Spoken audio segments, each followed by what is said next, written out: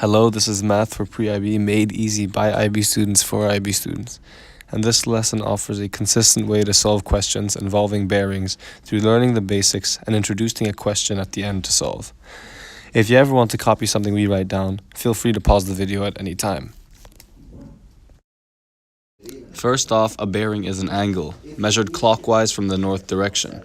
As we all probably know, the angle measured out from the north direction and follows clockwise to the east, then past that to the south, and finally west, in which it will subsequently return back to the north. So a normal clockwise rotation from the north.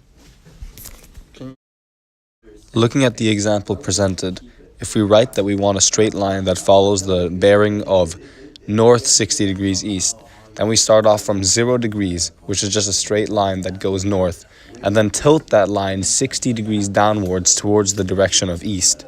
As the image shows, you should have a line that needs to tilt yet another 30 degrees in order for it to be 90 degrees. Instead of writing north 60 east, you could also state that the line follows a bearing of 60 degrees.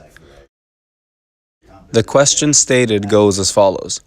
Fishermen travel from point A to B on a bearing of 70 degrees, then from point B to C on a bearing of 100 degrees.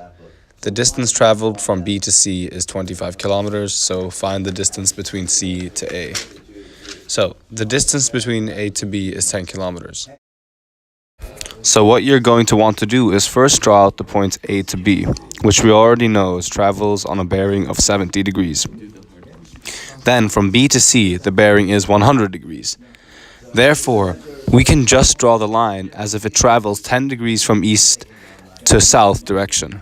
And finally, from the distance from B to C is 25 kilometers. And in order to find the distance between A to C, we just need to first get the internal degree values from points A and C in order to then apply the sine rule, which we learnt about previously. Since point A travels on a bearing of 70 degrees, the internal angle will then be 20 degrees. From point B, we know that on the right-handed triangle, the angle starts at 10 degrees, and the triangle formed from the point A is 20 degrees. Therefore, the internal angle of point B is 150 degrees, and therefore the remaining angle of point C is 10 degrees.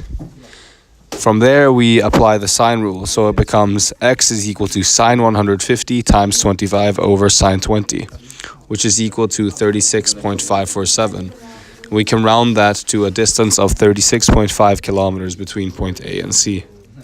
If you have any questions about the topic, please leave a comment below so we can answer the question, and please like to support the channel. Thank you.